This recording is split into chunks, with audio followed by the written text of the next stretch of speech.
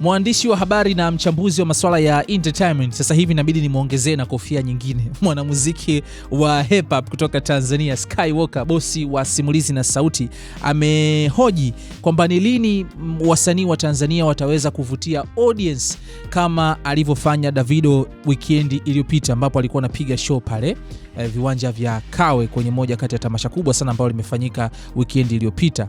Yes, hii inatokana na jinsi ambavyo umati wa watu ambao walijitokeza siku hiyo, ni watu wengi sana walijaa, na kiingilio pale kilikuwa cha chini kabisa ni kuanzia shilingi 35,000 na kiingilio cha juu kilikuwa ni 5,000,000, lakini watu bado walijaa wengi sana. Yani kitu ambacho kwa miaka ya hivi karibuni wasanii wa Tanzania wameshindwa kukifanya. Sky kupitia ukurasa wake wa Instagram ameposti picha ya Davido kwenye show yake hii na kuandika kwamba kuna siku wasanii wa Tanzania wao wenyewe wataweza kuvutia hii audience.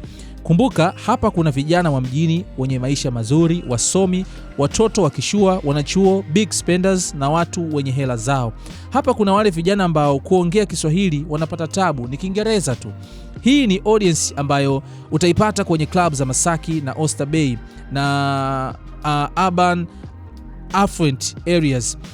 Sehemu kubwa ya hii audience inaweza kumudu kula lunch au dinner Serena Hotel, Hyatt Regency pale, Ramada Hotel, Delta Hotel by Marriott etc.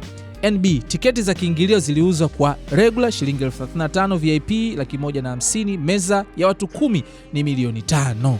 So hilo lilikuwa ni swali kutoka kwa Sky akiuliza ni lini wasanii wataweza kuvuta hii audience. Wasanii sasa hivi show zao za kwenye viwanja ni show za vyama vya siasa au show au matamasha ya bure, lakini kukuta msanii amefanya show kama hii kuweka kiingilio hata cha shilingi 20,000 imekuwa ni changamoto sana. Sky anauliza nini kifanyike na ni lini wasanii watafanikiwa kuvuta audience kama hii.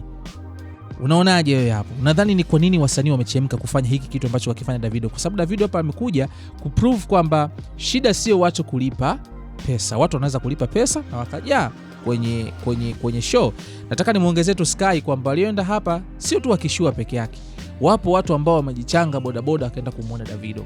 Wapo watu ambao wanafanya kazi za kawaida tu, au watu wa mtaani wamejichanga. Mtu kutoa shilingi 35,000 kwenda kuona show ya msanii anayempenda sio issue. Mbona kipindi